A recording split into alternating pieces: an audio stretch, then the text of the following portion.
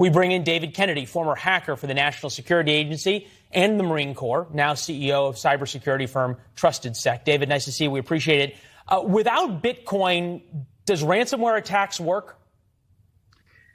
It's hard to say because ransomware really spawned when cryptocurrency started to become a major thing, right? And the whole challenge with a lot of these groups is how do you get money from a profiteering perspective to these organizations? And money laundering has always been the biggest pro for the FBI to go after these organizations, figure how they're working, their operations, who's in charge. And with Bitcoin, you have a major problem with that because it's very difficult to unmask individuals and those types of things. So it has definitely made it a lot easier for these groups to operate by. Would they have, resorted to other methods like wire transfers to, international, locations? We've seen business email compromises, for example, which, are compromising financial industries going through China, other locations. So it's still possible. You've mentioned a lot of things. I just want to break this down as simply as we possibly can. What makes Bitcoin so much harder to trace than, say, a wire transfer or any other financial transaction like, as you pointed out, the FBI is so good at?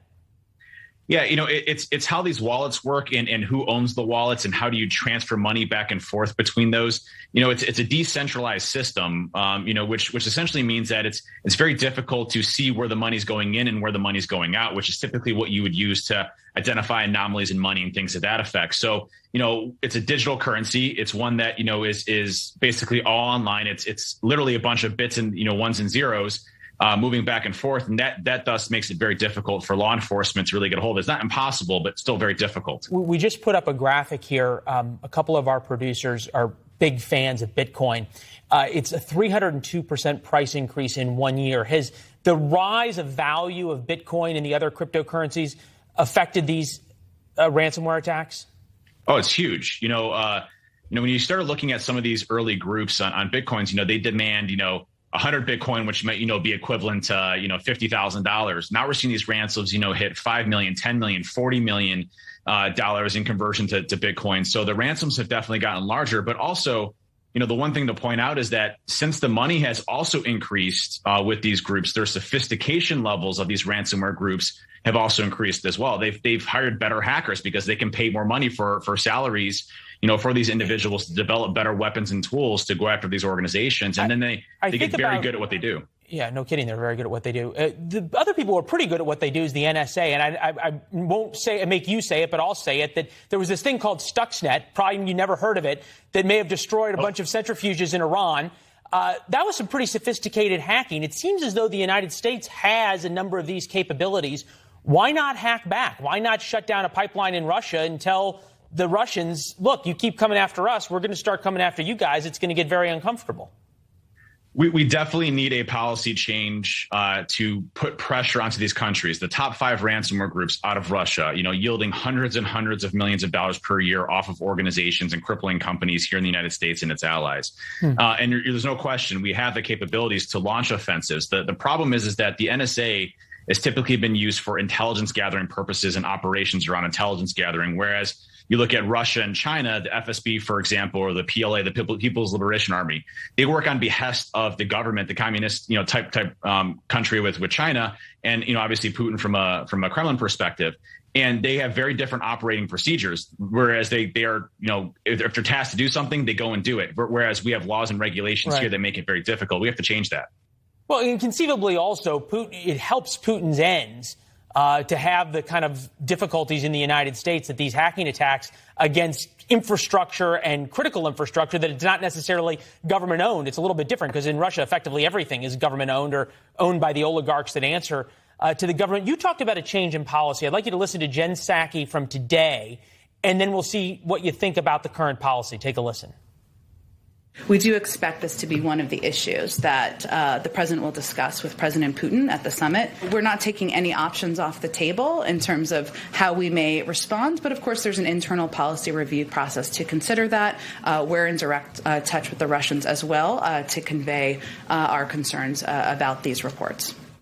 You've studied the other side and the adversaries that we're up against. They listen to that. What do they really hear? Nothing at this point in time. Right now there's discussions that they may label ransomware groups as more of terrorist organizations, which we still don't know what that means. Does that mean that it's illegal to make payments to them, which would shut down the money going into them, but also heavily impact corporations in the United States? There's a lot up in the air right now, but we really haven't seen anything substantial yet to make a determination. There's nothing that really has changed to curb Russia's desire to go after this. I mean, here's the thing. We've never seen ransomware groups go after critical infrastructure as much as we have in the past few months here. And it's very peculiar that it's happening right around the time of an administration change. I would have to bet that nothing goes on in Kremlin without Vladimir Putin knowing about it and those operations being approved. That's obviously speculation. We have no intelligence confirming that.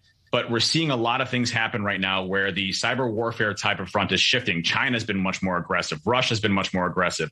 This is a very different ballgame right now in the cyber warfare field that, is frankly kind of scary looking into the future.